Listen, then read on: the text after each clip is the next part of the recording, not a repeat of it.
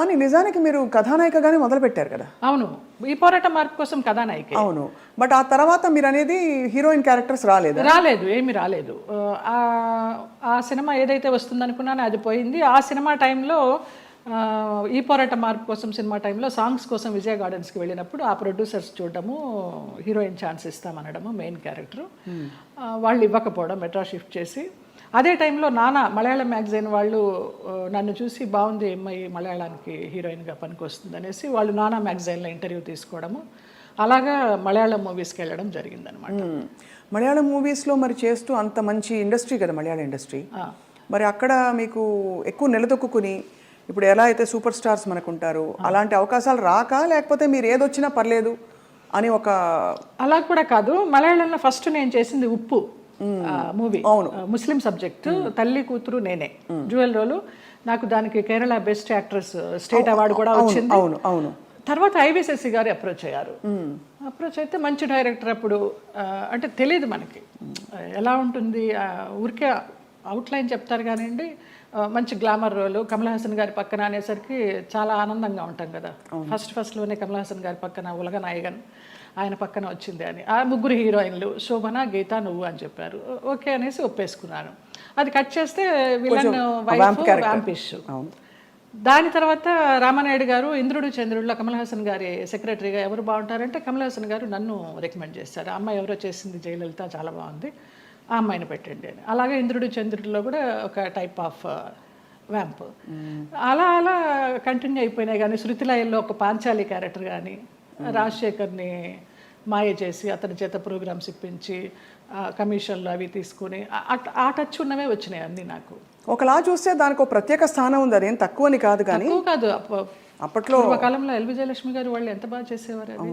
కానీ అది స్వర్ణయుగం, దానికి తగ్గట్టుగా వాళ్ళు అంత ఎలివేట్ అయ్యారు. ఇంకా కొంచెం కొంచెం రాను రాను వెండి యుగాలు, ఈ రాగి యుగాలు ఇవన్నీ వచ్చేసరికి అప్పుడు వాళ్ళు డాన్సర్స్ చేసిన, వ్యాంప్ చేసిన, హీరోయిన్స్ చేశారు, అన్నీ చేశారు. ఆ డైరెక్టర్స్ అంత క్రియేటివిటీ ఉన్న డైరెక్టర్స్ ఇప్పుడు వాళ్ళు కాదని చెప్పడం లేదు. వాళ్ళు ధైర్యం చేసి అన్ని రకాల క్యారెక్టర్లు ఇచ్చేవారు ఒక ఆర్టిస్ట్కి. గిరిజ గారు మామూలుగా కమెడియన్ చేసి నాగేశ్వరరావు గారి పక్కన హీరోయిన్ చేయలేదా?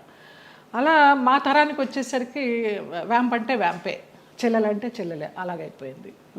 సరే ఏదో ఒకటి, మనకి కళారంగం మనల్ని ఆదరించింది, అభిమానంగా పిలుస్తున్నారు, మన కుటుంబాన్ని పోషిస్తోంది అనే ఒక సద్బుద్ధితోనూ ఒక మంచితనంతోనే గెట్ అవుట్ వచ్చి, అంటే దాదాపు జీవితం నిర్ణయించిన విషయాలని మీరు స్వీకరిస్తూ ఒక నదిలా ప్రవహిస్తూ వచ్చేసారు. అంతే. అది కొంచెం మెచ్యూరిటీ వచ్చిన తర్వాత ఇంకా ఇది కర్మ సిద్ధాంతాన్ని నమ్మడం అలవాటు చేసుకున్న తర్వాత మనకి ఏది ప్రాప్తమో అదే, ఏది రావాలో అదే వస్తుంది, ఎప్పుడు రావాలో అప్పుడే వస్తుంది అన్న తర్వాత మనసుకి చాలా ప్రశాంతంగా హాయిగా ఉంది. ఇంత అందమైన జయలలిత గారు అప్పుడు ఒక అమ్మాయి, అఫ్కోర్స్ నాన్నగారికి పరిచయాలు ఉన్నప్పటికీ కూడా ప్రతి చోటికి నాన్నగారు రాలేరు కదా, మీ రక్షణ మీరు ఎలా చేసుకున్నారు? చుట్టూ ఉంటే మగ ప్రపంచం, అండ్ మగ ప్రపంచం వచ్చి మిమ్మల్ని పలకరించలేదు, ట్రై చేయలేదంటే ఎవరు నమ్మరు. అవును అవును, అంటే అది జగమెరిగిన సత్యం. అలా అని వాళ్ళని ఏం అండలేదు. బట్ ఈ ప్రపంచంలో ఎలా మీరు మిమ్మల్ని మీరు కాపాడుకున్నారు? కాపాడుకున్నాను అంటే కాపాడుకోలేదనే చెప్పాలి. కాపాడుకోలేదు, ఎందుకు అబద్ధం చెప్పడం. పరిస్థితులకు అనుగుణంగా వెళ్ళాను, అందువల్ల నేను పెద్ద ఇబ్బందులు ఏమీ ఎదుర్కోలేదు. కొంచెం ఫ్రెండ్లీగానే మూవ్ అవుతూ, నవ్వేస్తూ.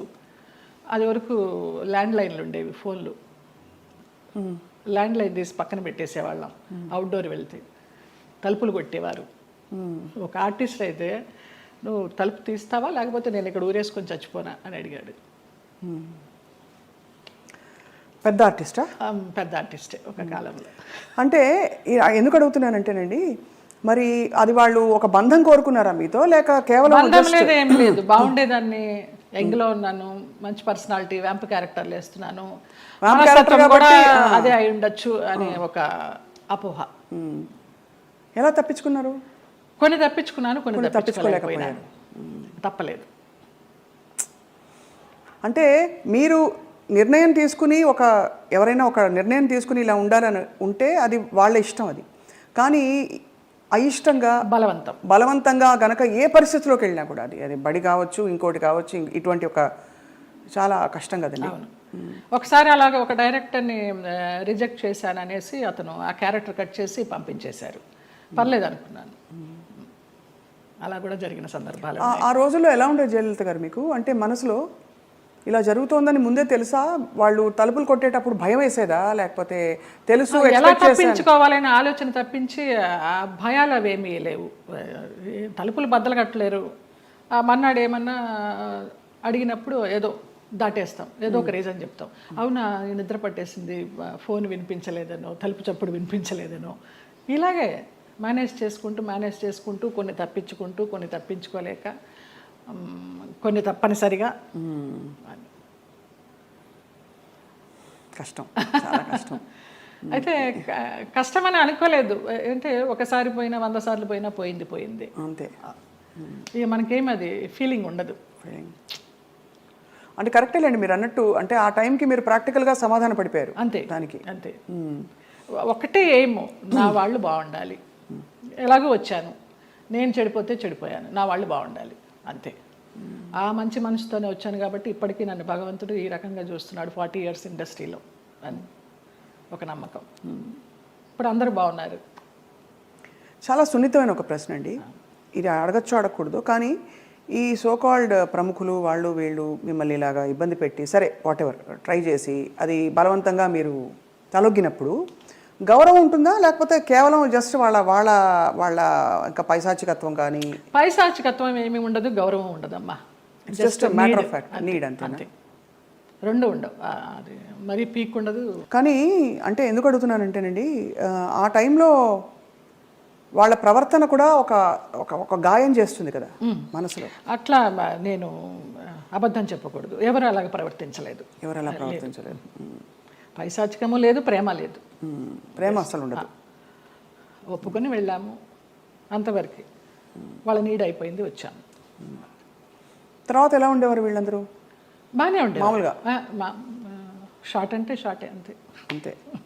సో అది అలాగా ఒక ప్రొఫెషనల్ సిస్టంలో దాదాపు ప్రతి హీరోయిన్కి, ప్రతి అందమైన నటికి ఇది సర్వసాధారణమైపోయిన పరిస్థితులు వచ్చాయి అనే ఒక బాధతో తప్ప మరీ మిమ్మల్ని ప్రోబ్ చేసి ఇబ్బంది పెట్టాలని కాదు జయలలిత గారు. అయ్యో లేదమ్మా. ఎందుకు అది నామ్ అయిపోవాలి, ఎందుకు ఒక బెంచ్ మార్క్ అయిపోవాలి అని అంటే, మనం ఈరోజు అనేక కమిటీలు పెట్టడాలు, ఇండస్ట్రీ ఇతర వర్క్ ప్లేసెస్లో వేధింపుల కమిటీ ఉండాలని చెప్పి, అంటే